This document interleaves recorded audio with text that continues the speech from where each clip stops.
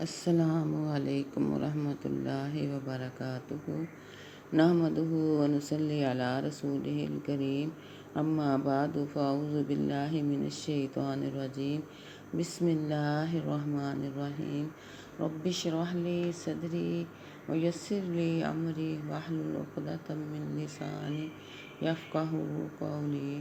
ہر قسم کی حمد و ثنا اللہ جل جلال کی ذات کے لیے اور بے شمار انگت درود و سلام سید الکونین رسول الثقلین امام القبلتین جناب محمد رسول اللہ صلی اللہ علیہ وآلہ وسلم۔ ایک دفعہ آپ حضرت عبدالقادر جیلانی اپنے شاگردوں کے ساتھ بغداد کی ایک گلی میں سے گزر رہے تھے کہ راستے میں ایک شرابی نشے میں دھت پڑا ہوا تھا۔ اس کے کپڑے میلے تھے، اس کی حالت بڑی خستہ تھی۔ اس نے شیخ عبدالقادر کو صدا دی کہ اے عبدالقادر جیلانی، اللہ پاک ہر چیز پر قادر ہے کہ نہیں؟ آپ مسکرائے۔ آپ نے فرمایا بے شک اللہ پاک ہر چیز پر قادر ہے۔ اس شرابی نے پھر وہی سوال کیا کہ اے عبدالقادر جیلانی، اللہ پاک ہر چیز پر قادر ہے کہ نہیں؟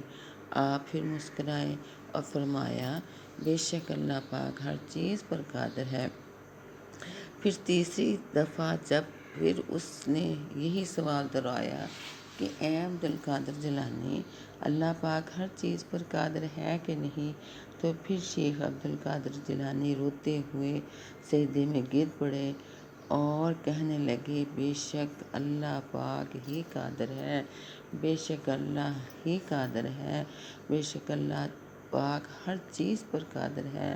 پھر انہوں نے اپنے شاگردوں کو حکم دیا کہ اس شرابی کو یہاں سے اٹھاؤ، اسے نہلاؤ اور کھانا کھلاؤ۔ شاگرد بہت حیران ہوئے اور شرابی کے اس سوال کی حقیقت پوچھنے لگے تو شیخ حضرت عبدالقادر جیلانی نے فرمایا کہ اس کے پہلے سوال کا مطلب تھا کیا اللہ پاک میری توبہ قبول کرنے پر قادر ہے کہ نہیں؟ تو میں نے جواب دیا بے شک اللہ پاک تیری توبہ قبول کرنے پر قادر ہے۔ پھر اس نے دوسرا سوال کیا کہ اللہ مجھے تمہارے مقام تک پہنچانے پر قادر ہے کہ نہیں؟ تو میں نے جواب دیا بے شک اللہ پاک قادر ہے۔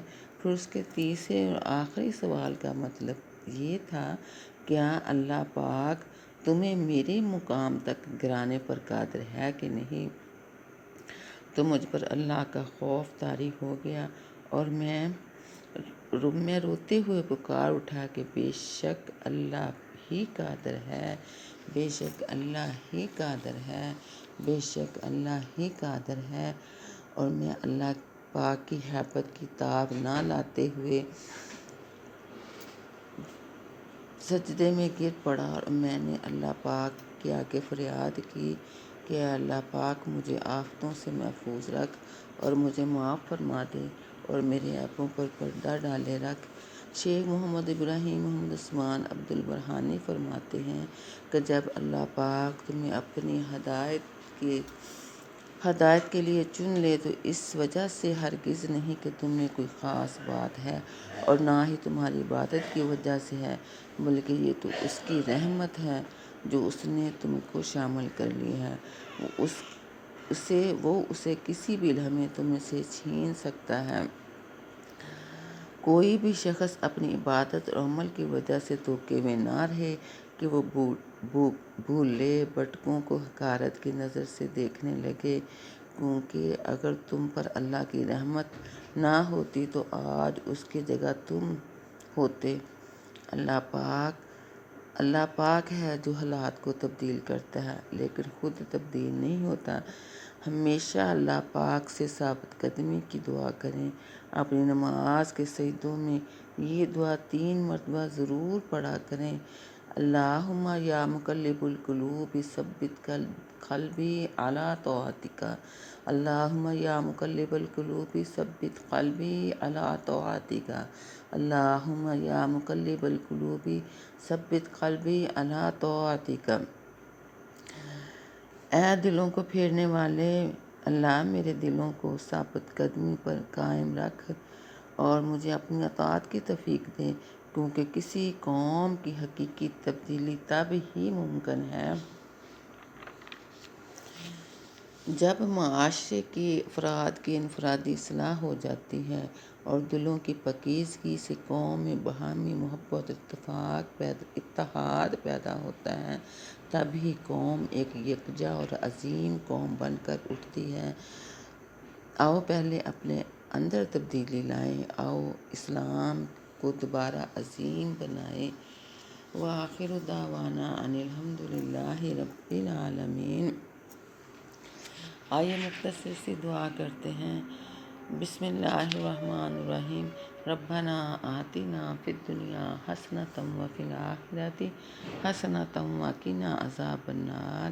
اے اللہ پاک، تیری بندی تیری بارگاہ میں حاضر ہے۔